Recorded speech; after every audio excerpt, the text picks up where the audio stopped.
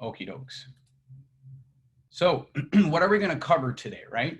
We got tons of things to go over. We're going to talk about 3 great ways to generate leads on Facebook, a lot of them, the anatomy of what a successful lead generation campaign on Facebook looks like, getting started with audience targeting, measuring your success using a cost per lead. It's no longer the days of just looking at impressions and looking at cost per click, cost per lead. As far as your advertising is going to be the key metric. Then we're going to talk about, okay, how do we get started and start rolling into advertising, the pro way, not just the simple way of boosting posts. The 3 phases of Facebook advertising, how to avoid some really common pitfalls, some very common mistakes on advertising. Should you boost your Facebook posts or not? And which ads should you start out with and create first? And how to choose the best Facebook ad type for your goals. So if there's anything by any means that you guys want to add, I am gonna reserve some time if I go through the material fast enough so that you can ask me some questions. So definitely keep your questions in mind. Write them down or whatever the case. Maybe you put them in the chat. So I need your attention today.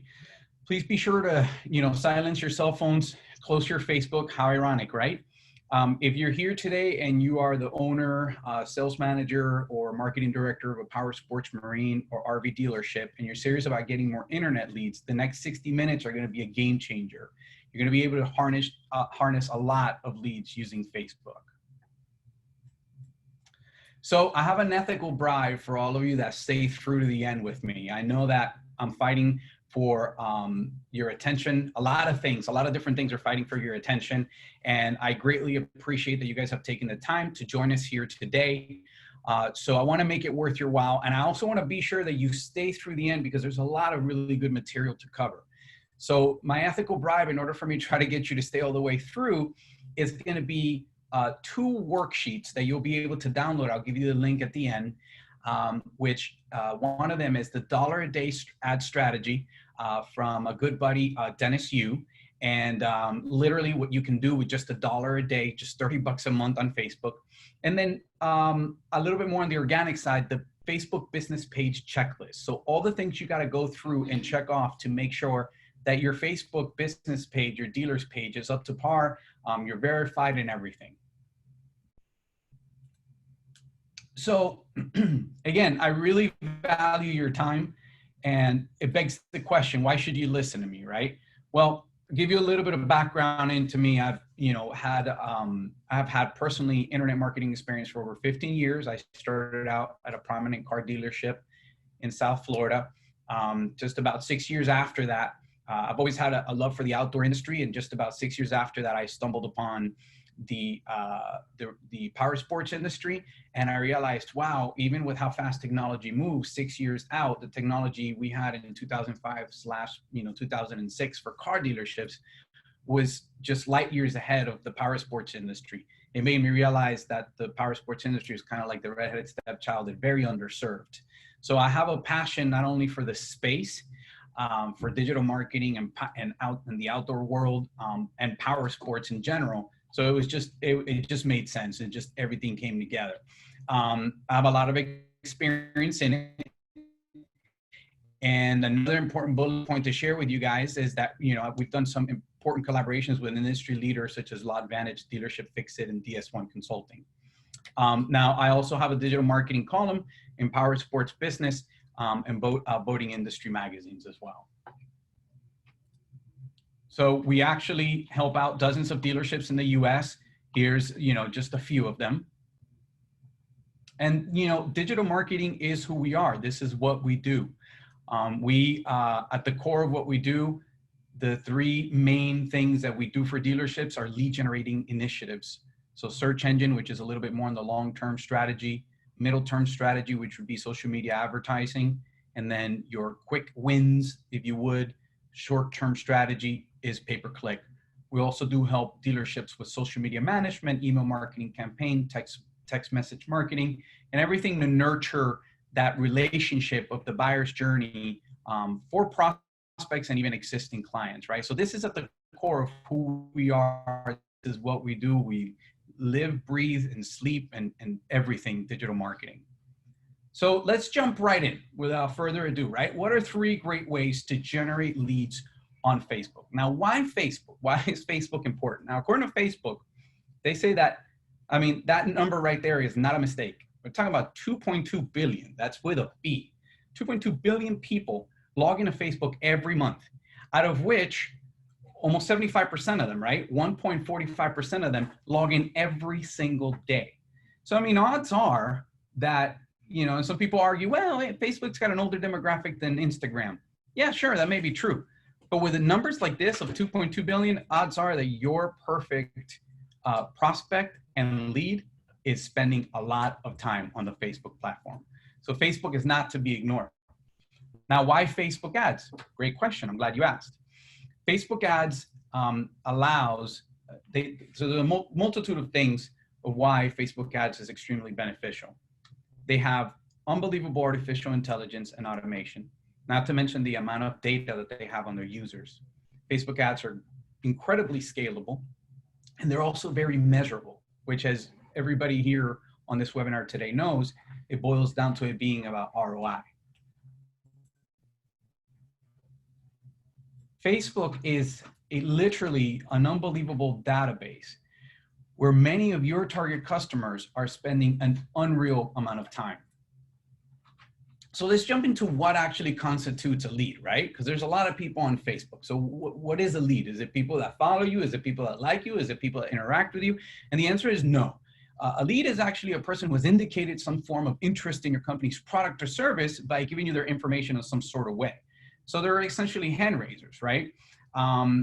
Now, it doesn't necessarily mean that they have to fill out a form. It could also be somebody who maybe messaged you on Facebook Messenger because of a listing on Facebook Marketplaces, as an example. That's a perfect example of a lead. So what are ways that people give their information to you on Facebook? Well, they can fill out a form to download an ebook, request a demo. They can actually request financing. They can request more information on a special you may be running. They can complete an online survey, as an example, or just any other type of way, and submitting any other kind of form where you get their critical information. Now, people, as I mentioned a little bit earlier, and I alluded to it, people who like your posts or follow your page don't count as leads. Those are people who may have some sort of interest in what you have to say as far as organic posts, but they don't count as leads. Now, what are the 3 most effective ways to generate leads on Facebook? And I'll go through them with you guys. Organic lead generation posts, lead ads, okay, and link click ads. Now, I know that this is a little bit of, it seems like a little bit of jargon, and there's actually quite a bit of ways of saying this, and people call them all different sorts of things. So I'll walk through, and by all means, I want to make this as interactive as possible. So if you guys have any questions on any of the sections, please, put it in the chats and stop me. I'm going to try my best to be as efficient as possible so that we can get through the material within the time we have, but I'll gladly answer some of your questions. So organic posts, what are organic posts? There's the main difference between organic versus paid, right? Organic posts are essentially posts that are non-paid, and they're posts that get served to a fraction, unfortunately, of people who like your page and who follow your page. There's a difference between liking and following, by the way. You can actually follow a company without liking them. I have some videos out, which I would encourage you guys to check out. They're on our YouTube channel that talk about how Facebook, when they went public, they started looking for more ways to milk their platform. And one of those ways was Mark Zuckerberg turning to the Facebook business pages. And, in the past, if you would have had 1 million likes and you put up a piece of content of people to be driven to your website, guess what? That content will be served to nearly 1 million people. Okay, so if not all of them, most of them. And you would inevitably get a lot of clicks and a lot of interaction on the post that you were making. When they figured out, okay, how do we milk them? They realized we're giving them all this stuff for free, and they essentially took it back. So if your audience was this entire white, pool of like white little avatars, let's just say, they're only really serving it to just, a small fraction of them. That's why in an organic strategy, as far as Facebook goes, and I'm going to derail a little bit and go off on a tangent a bit. It's important to, and this is very counterintuitive, folks. People, really question this when I tell them, but it's very eye-opening. To make the same post, even if it is changing the verbiage a little bit, it's actually important to make the same post multiple times. Because believe it or not, Facebook knows that first time out of, like, let's say, your first million, your content was only served to 100,000. The next time you repost that, it's the same content. It's not, it's going to get served to likely a different pool of people, and it kind of rotates through your audience. So as you can see, organic posts present a challenge with regards to actually being able to have engagement and being able to actually even get interaction and people to raise their hands about interest for your products on Facebook, right? So paid ads, very different.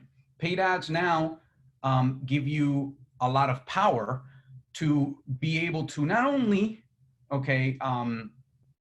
serve the content to the people that already follow you, but people outside of that space that wouldn't have otherwise been exposed to your content.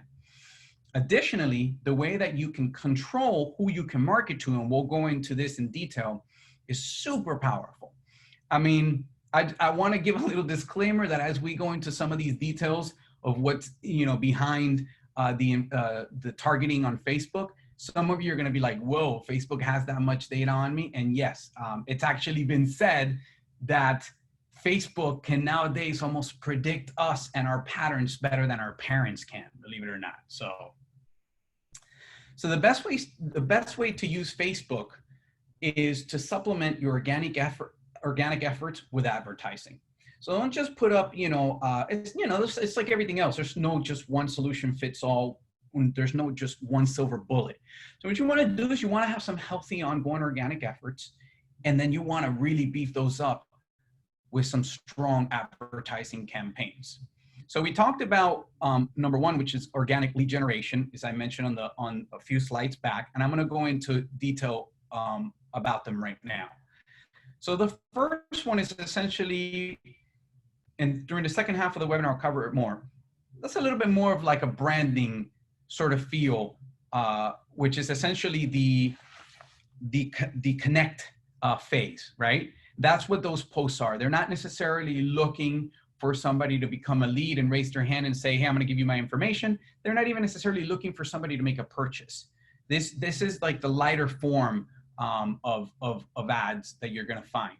The next type is a lead generation type of ad. Now, Facebook is really good about lead generation because, so you can run lead generation where you're driving people off of Facebook and onto a landing page where you have your form for people to fill out. Like, let's say, for instance, you're promoting, a particular unit and you want them to fill out the form on the site.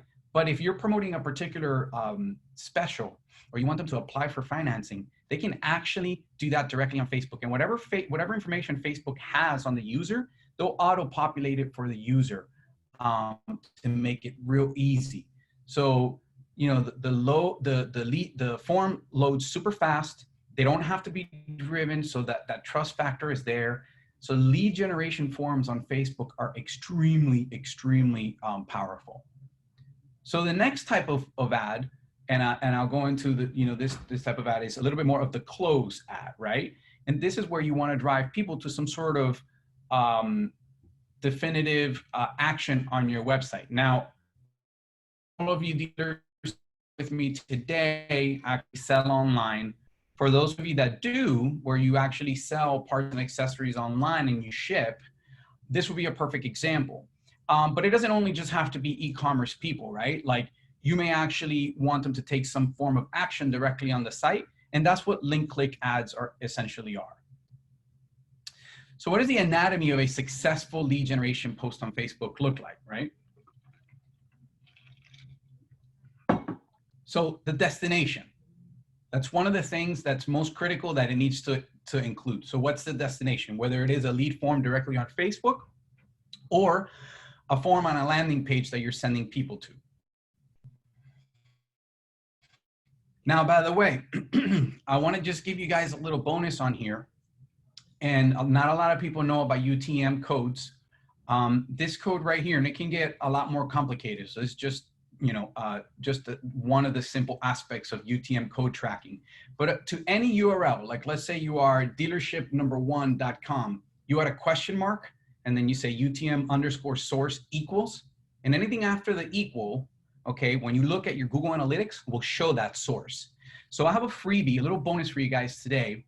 If you head on over, and I'm gonna put it here, let me see, on the chat for you guys. If you head on over to gobeyondcreative.com/UTM builder, okay, it will redirect you to a tracking URL creator.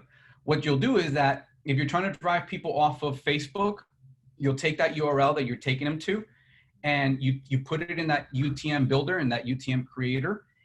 And then you'll see that there are some parameters where you can tell, okay, this is a Facebook campaign, this is a social media post, strategy, and it'll ask you for sources, different parameters, and it'll spit out the final URL for you, and you can use that. And then on your Google Analytics, you can now have a better understanding of what kind of traffic your initiatives are drawing.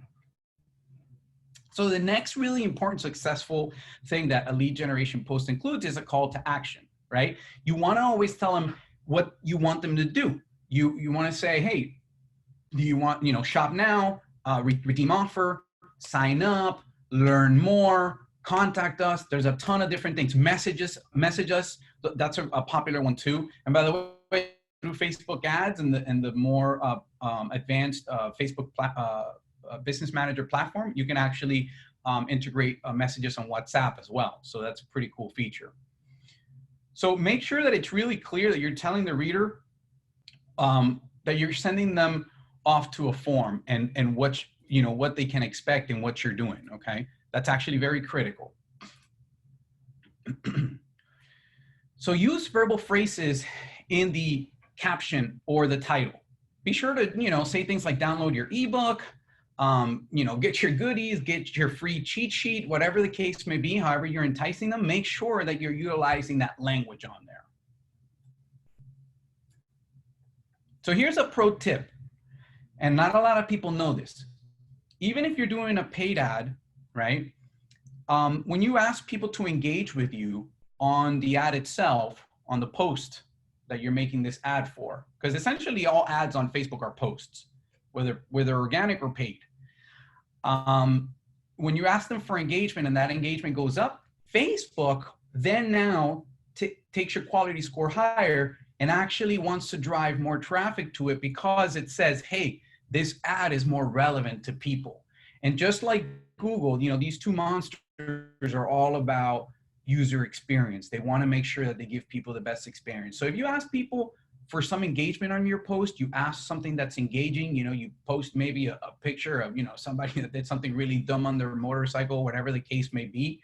Obviously it's going to depend on what kind of, what's your initiative and your goal with that type of ad. But if it's more of like a branding ad, it would be something great, to use like a funny picture or whatever, and then engage them. And that in and of itself, when Facebook starts seeing that engagement, boom, it just starts blowing up and you actually start ranking on organic, even non-paid stuff. So the next and certainly not last thing that, your ads are to include are a compelling image. Now, if you're interested, let me know on the chat. Just hit me up on the chat or email me after the webinar and I can send you this graphic or these numbers so you have them. But these are the standard numbers that, your ads are essentially going to include.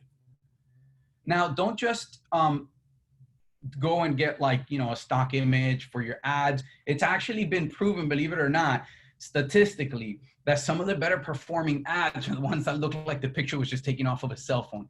So don't stress out too much, with it. I personally will customize it. We customize it for our clients. We customize it for us. But on the same token, we definitely don't just use like stock images, so that's something that's really important. Be sure to have something that, is either real, looks like, something on the showroom floor that you took a picture of, but not just some stock footage. So let's talk about audience targeting, which is a big deal. This is where an enormous power of Facebook ads lies, right? So which audiences do you want to reach? How do you want to reach them? Now, of course, there are some similarities between all the dealerships that are with us here today, as far as a certain demographic range, and as far as the fact that most of you are likely local, and so you're looking for people within a certain radius close to you. But there are going to be other aspects that you're going to need to get very specific about. Are you a Harley dealership or are you a multi-line dealership? Guess what? All of those things, you can actually drill down and be very specific with regards to your audience targeting. So I'm going to show you how to do some of that, and I'll walk through it. One of the most critical things is to work on buyer personas. Some people also know them as client avatar. Now, most of you probably know what it is, but just to go over it, a buyer persona is essentially a fictional generalized character that shares the demographic interests and goals with your real potential customers. So it's essentially taking a clone of what they would look like, but within it, obviously being very clear on who that is and what they look like. Now, some of you that are joining me here today, that it looks like I see some familiar faces that were on my webinar for the 2020 Internet Marketing Plan. You'll see that this link looks familiar. This workbook was for the 2020 Internet Marketing Plan, but I think it's like page 5 or 6. It actually includes a workbook on there, or a section where you can work through how to create your persona, and it helps you build a persona for a multi-line dealership or a single line dealership, whatever the case may be. Actually, you know what? Before I continue, let me go ahead and put that link also in the chat for you guys. So I want to make it interactive. Any questions or anything so far of any of the material that we've covered, feel free to put them in the chat, please.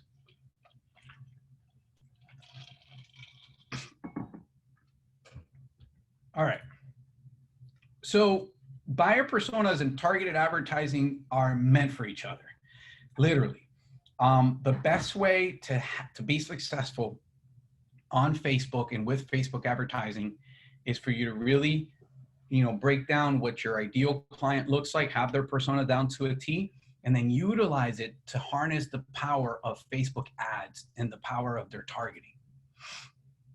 So what does that look like? Let's talk a little bit, just a little bit. I'll try not to get too technical, but let's talk a little bit about how to build, how to go about some of these audiences. The first thing I got to start out with is, and not a lot of people know this, you're going to need an advanced business manager account. So essentially, all Facebook business pages come with the standard boost your post or whatever. And then on the left-hand side on the admin section, you can see all the posts that you've boosted, and you can get a breakdown of your advertising. But that is a very, very simple way of advertising on Facebook. Do not use that way. So Facebook actually in the last couple of years has started to just create business manager accounts if you already have a business Facebook page on Facebook. So some of you may actually have one and you don't know it. The way to check to see if you have one is once you're logged in and you're an admin on the page, visit business.facebook.com. So I'm going to put it in the chat right now. All right. And essentially from there, if you have an account, you'll see it. You'll see that it's created under your business name. And there you'll have a massive breakdown of, of different categories for assets, for measuring and reporting, for ad creation, for planning. But a Facebook Business Manager account is a must, not only for audience, which we're going to go into, but even for ad creation and pixel tracking. And I'll get into the aspects of what some of that is in just a second. So let's talk about the 3 main type of audience types that that you can have, right? One is saved audiences, the other is custom audiences, and the third is lookalike audiences. Now, I love all the different types of audiences, and you'll see why in a second. So a saved audience is essentially you utilizing, when you go into the targeting for an ad, you put in the parameters, right? You put in parameters with regards to the location, their gender, their age, even interest. So you can actually start seeing, and I'll get into interest in a little bit. And you save an audience based on all of those parameters. Okay, that is a saved audience. Now, here's a pro tip for you. When you're typing in the parameters, right, you put in for interest, you start typing in, like, as an example, look at this box with that has the blue stroke around it. You could, if you're doing like an off-road campaign or something, like a 4x4 off-road special, you would start, typing in Can-Am off-road, ATV, even ATV Rider Magazine as an example. And so in suggestions, Facebook, it's going to actually bring out some suggestions, right? And, you have to manually look at it because sometimes some of those suggestions may be a little off, but for the most part, they're pretty good. And there may be some that you think would be there and they're not. There has to be enough interest, and those interests have to have enough followers and likes for them to be in that pool. But typically, if it's large enough, it'll be in there. The challenge you'll have if you're, most of you here today with me, probably 90% of you are just local. You don't sell, but anything but, to people about a 50-mile radius from you. So the challenge you'll have is that a lot of these interests are on a national base. And so when you tie in the radius boundary to it, the radius component, then it becomes very small. So you need to kind of just keep adding interest and adding interest and adding interest so that within that pool of your radius around your dealership, you can fluff up the audience to a nice size. Now, I'll get into a little bit of what you want your audiences to look like. You don't want your audience too broad, and you don't want your audiences too narrow. Too broad, you're gonna get junk leads. Too narrow, you'll barely get any leads. So you'll still be spending money, but you won't be getting leads. So that's very, very important thing to keep in mind. So location targeting is key, right? Especially for a dealership. With location targeting, you are essentially, you're going to need to determine, right? And for some of you dealers here joining today, it's going to depend on your competition, right? So maybe the closest competitor to you may be just 50 miles out. And you still may want to draw from that. So you may want to set a 55 or 60-mile radius. Some of you may be in a more heavy metropolitan area. And so in those cases, your radius might be 35. Keep in mind that a bigger radius doesn't necessarily mean better results. Reason being is, if you do a radius of, let's say you're in a heavy metropolitan area and you do a radius of 55 to 65, you can get a lot of junk in there. So sometimes starting out smaller and expanding little by little your radius is actually really good.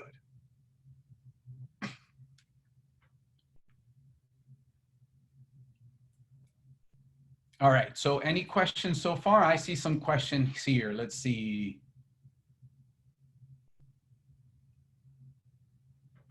Dustin has got a question. So let me keep going through it, and then I'll answer his question in a second. Give me some clarification if you can on that, Dustin. All right, so one really cool feature with regard to targeting, right, is for some of you dealers here, for instance, that may be like a Harley dealer and you're here with us today and you have a rental program, you may want to do targeting for people that are traveling onto your location. Because you know that those people are likely, they're motorcycle riders and they're likely they don't have their own motorcycle because they're out of town. So you can actually tell Facebook, let me see, in this section right here, see when you're actually selecting your radius, and you can select these separately by your campaigns. So if you're trying to draw somebody that's going to buy a motorcycle, the targeting wouldn't be people traveling in this location. It would be people who, live in this location. But if it's somebody, you want to promote a rental program for motorcycles, then you would select that last option on the drop down. I don't know if you guys can see my mouse or not, but so yeah, so that's traveling and using it as targeting. It's a really great little tip there for you. So custom audiences, right? We talked about saved audiences. Now let's talk about custom audiences. I love custom audiences, and you're going to see why.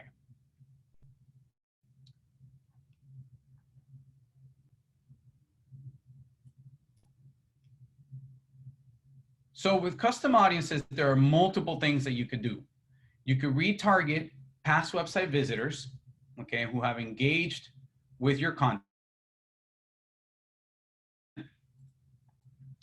You can also upload a list of your customer files. And what you would do is in this list, there'll be certain parameters like emails and phone numbers, and Facebook will hash them to the users on the platform, and that will become part of your custom list. Now, one thing that's important for you to be able to remarket to the customers who have interacted with you on your website, and this I recommend whether you're doing custom audiences or not. This is a critical component, and a lot of different people, different dealerships do not have this. This is super, super important. Okay, it's a Facebook pixel. A pixel is essentially, just to put it in the simplest form possible, a piece of code that Facebook gives you that you can, if you have PSX digital, or if you have Dealer Spike or ARI or any other of the typical providers, you can email them the code and they can install it, or your IT department can install it, or your webmaster can install it. It's essentially, a piece of code that allows Facebook to see who has visited your website, and then it in turn allows you to retarget to them later on the platform. It's a critical piece of component because it also helps Facebook's algorithm predict the kind of people that are more likely to do business with you. So this aspect is very important for all of your Facebook advertising components. Another really big one, which is important for measuring and calculating a return on investment, is offline activity, right? And this is another thing that you could do with custom audiences. And this would essentially be anything that, not just your customer list, like your Excel file of people that you email, but people who have actually purchased from you. Like, for instance, do an export from Lightspeed as an example. And then, you upload it, and there'll be certain parameters that you'll let Facebook know of when they transacted and all of that. And Facebook will actually hash a lot of that information to see what they can coincide with the action that person took in going to your business and actually transacting with you. So it's really, sometimes it can be a little bit frightening in really realizing the kind of information that they can find, but it really empowers us as advertisers, right? And you want to be able to leverage that. You want to be in the know about that, because on Facebook, and folks, this is one of the most important things I'm going to tell you today. On Facebook, you either use the product or you are the product. It's that simple. So I think, I know I'm very clear on which side I want to be on. I don't want my data to be used. I'd rather know how to use their platform. So you either are the product or you use the product. So engagement is another aspect of custom audiences, right? You can say, okay, what people have filled out a form on my website, or on my Facebook form, or who has actually interacted with my videos, who has been to my Facebook page, and all of that engagement, you can actually create custom audiences based out of all of that. Now, third and last one, but certainly not the least, is lookalike audiences. This is super exciting. A lookalike audience is you could take any of those saved audiences or custom audiences, and you can tell Facebook, hey, Facebook, these are what my ideal customers look like, or my ideal prospects. I want you to clone them. Go find people that look just like that. So that's what a lookalike audience is, and it's very easy to create, and you can create multiple of them. So as I had mentioned earlier before, make sure that your audiences are not too broad, especially if your goal is leads, okay? So how to measure success using cost per lead. And this is going to be an important aspect that we're going to cover today. We're almost, I want to say, halfway through. I'm going to try to power through this real quick. But cost per lead is very important. It's a really important measure, more than cost per click and more than cost per thousand. It essentially tells you how much you're spending in advertising for each lead that you bring in through those ads, right? Proxy metrics should not be key results. So Don't look so much at like how many people viewed your videos or what kind of reach you had, comments, likes, and shares. I mean, those are all great, but at the end of the day, if you're really looking for an ROI, you don't want to go through proxy metrics. That's not a good way to do it. So measuring customer touch points is going to be critical. Has the person opted in? Have they visited our website? What is their email open rate like? Have they picked up their phone and actually called us? And have they filled out, another form, or have they, reconverted on the same form? Those are all critical components. So why cost per lead and not cost per click? Let me show you a little bit about the formula. And essentially your cost per lead equals your ad dollar spent divided by the number of leads that you're getting from a particular ad. So let's say, for instance, you spent $100 on a campaign and you got 5 leads. That's essentially $20 a lead.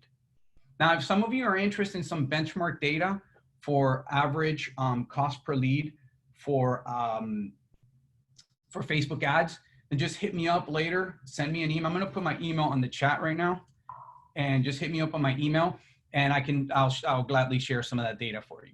And what we've seen, in the car industry, they're like in the low to mid 40s per lead, 40 or so bucks per lead. In the case of power sports industry, we see it in the low 20s, believe it or not.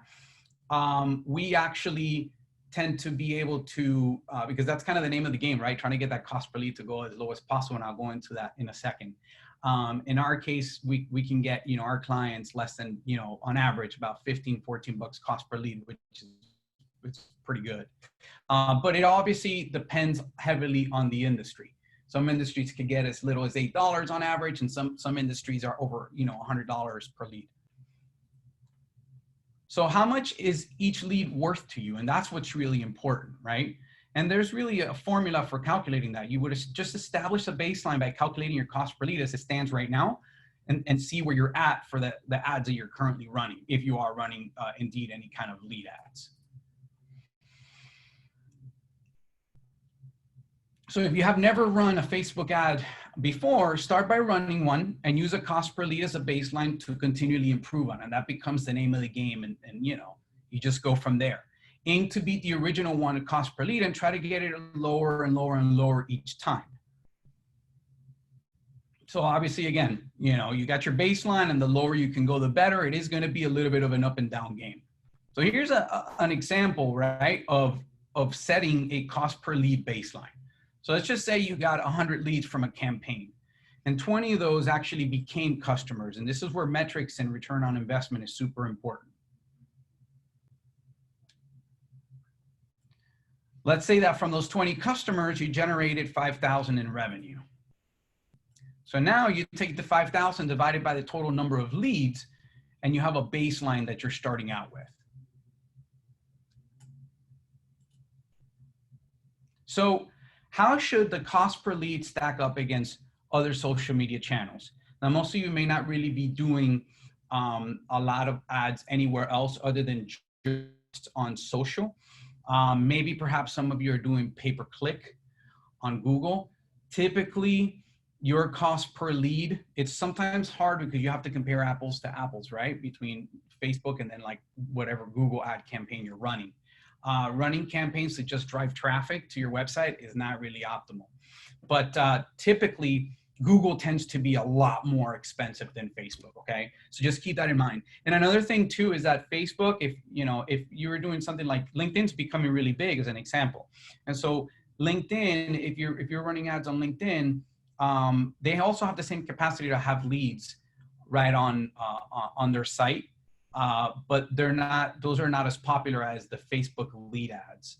And so with what you're going to see for Facebook is that typically you should be at 50% of the cost of other campaigns where, let's say you're running a Rollick campaign as an example. Well, your cost of leads on Facebook should probably be half of what you're paying for the cost of your leads on Rollick. So that's pretty huge.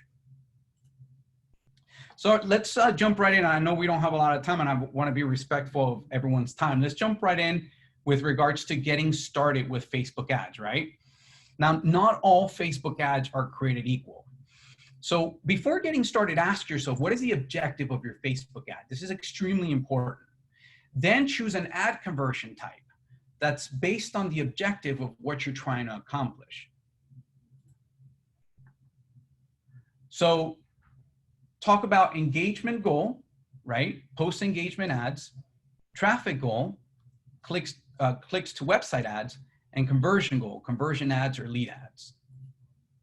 Now, my biggest advice or tip that I can offer you with regards to Facebook ads, it's to slow down, right? So don't just put a ton of money at it and go right at it. Make sure that that you have figured out your sales process as far as who's going to handle what.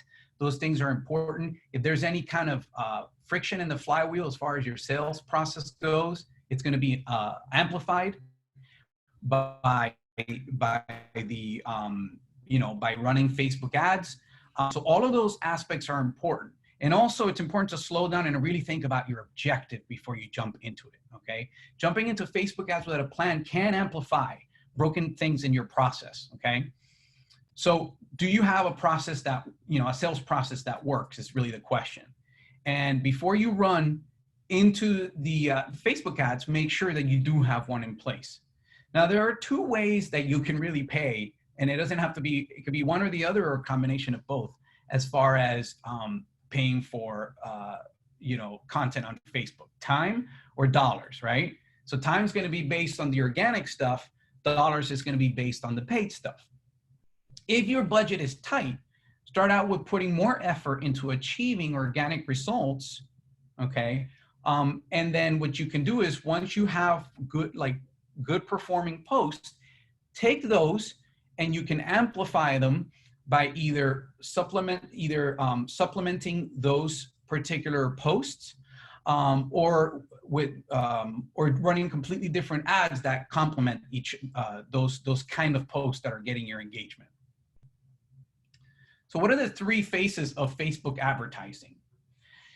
Connect, commit, and close. I briefly touched upon the subject a little bit earlier in the webinar, right? Connect ads will look a little bit like this. They're more about, just general branding is kind of the goal. You want to have video views, post engagement ads.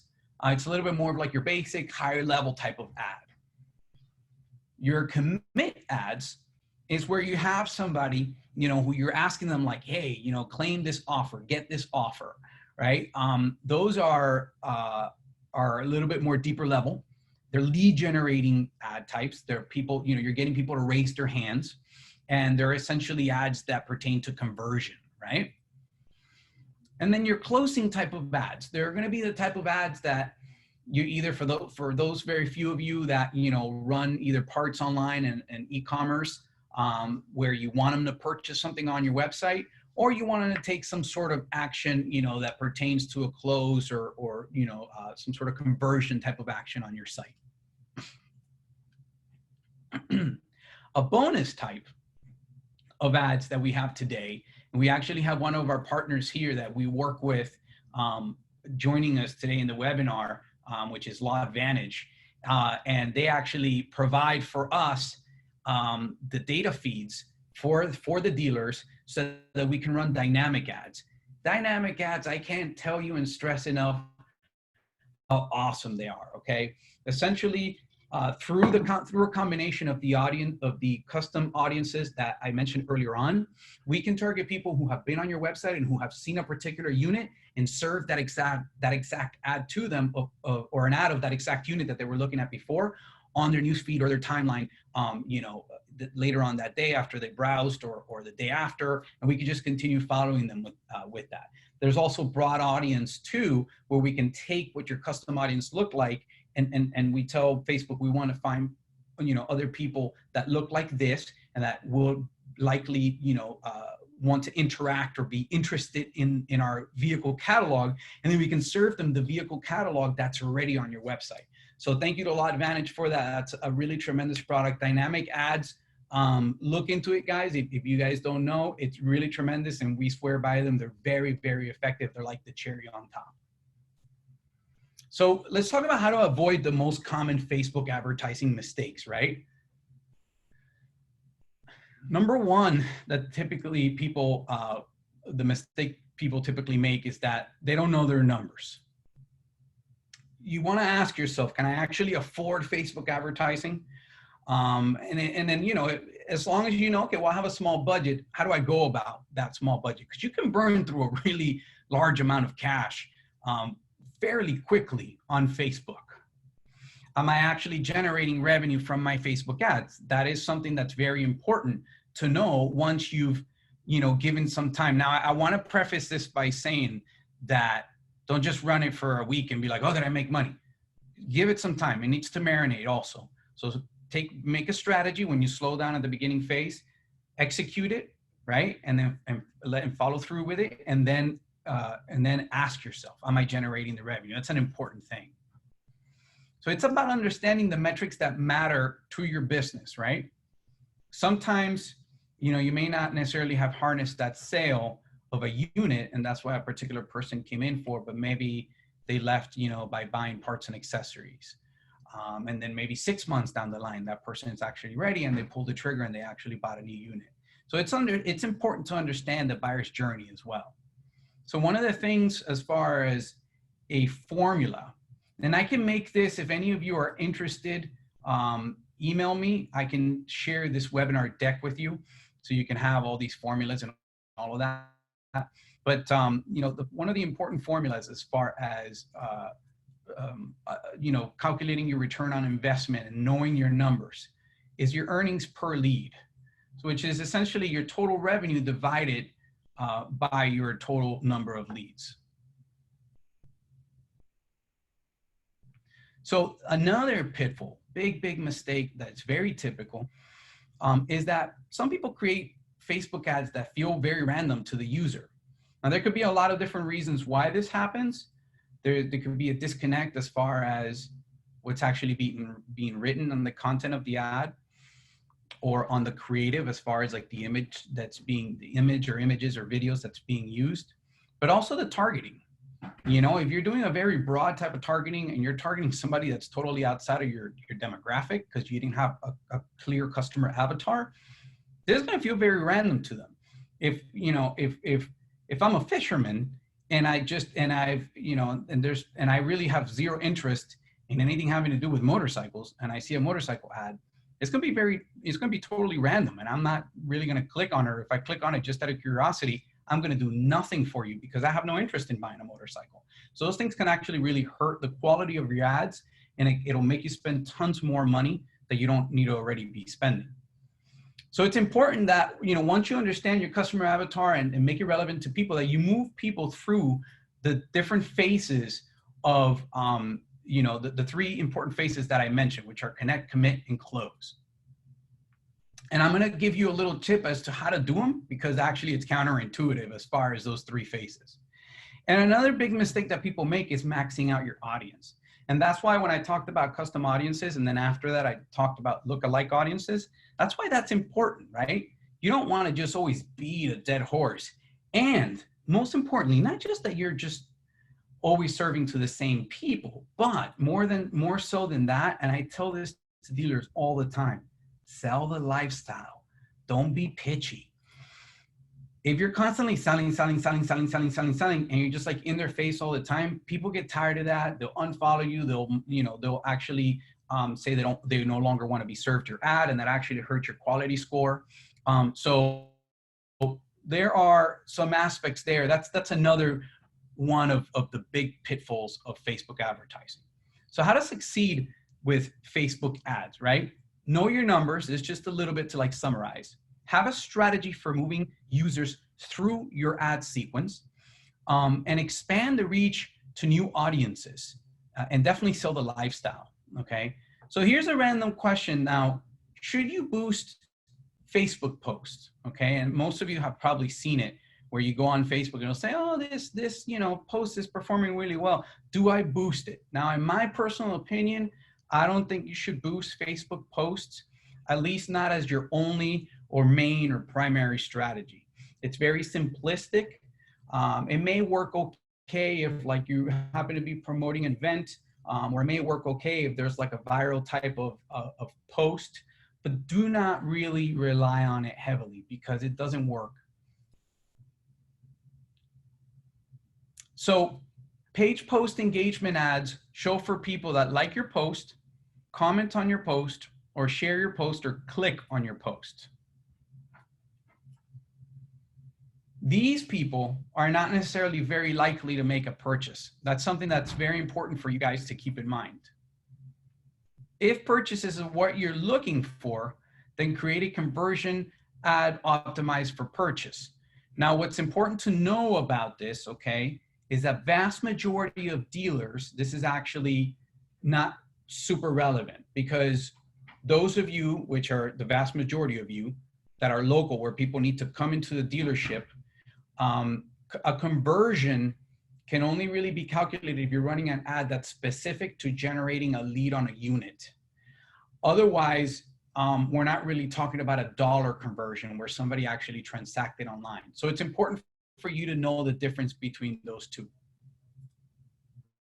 So obviously, just like cost per lead, your goal is going to be to drive your cost per result down as much as possible. Relevancy, relevancy, relevancy. The more relevant you are to the users, the lower that cost is going to get. So which ads should you create first? And I know we're kind of running out of time, so I'll kind of go through this. This is where I was talking about that this is a little bit counterintuitive. You want to implement these backwards, believe it or not. You want to do your close and sales and retargeting ads first. So do something like dynamic ads that I was mentioning. Get your inventory feed from your website and get it running on Facebook with dynamic ads, and start collecting data and hitting people up with that.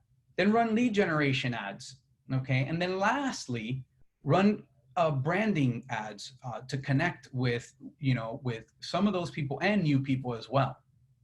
So where do you start?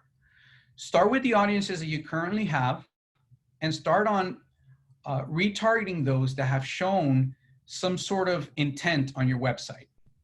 Make sure that your close ads are actually getting the sale. Now, by the sale, like I mentioned earlier on, for others of you, it's going to mean really a conversion on your website. Now, this is tricky for some of you depending on which website provider you have. So you're going to need to make sure that when you create these ads, okay, pixels are properly implemented, and you want to make sure that conversion codes are actually reading any kind of conversion that's happening on your site. That way, when you drive traffic to your site and your intent was to get them to raise their hands and say, I want to fill out a form for finance, okay, that you actually know which one of those people that you drove ended up taking that action into filling out a finance form. So it's important, obviously, to ask yourself, why are these ads working? Why are they not working? Are people clicking on the ads? And what kind of questions and what kind of buzz is it generating? So once your closed ads are generating revenue, move on to the commit ads phase, right? Do some specials, and I have, I believe, some examples for you guys here. I'll go through it. Let's see. So you can focus on lead generation because you know that these leads are going to be coming from the pipeline. They're going to become customers, right? And the third one is once your commits ads are generating leads, then start connecting with your audience with connect ads for your branding. So I've got some examples. I guess I went through them prior already, and I thought they were further down the presentation. But so that's essentially it. I think I finished just right on time.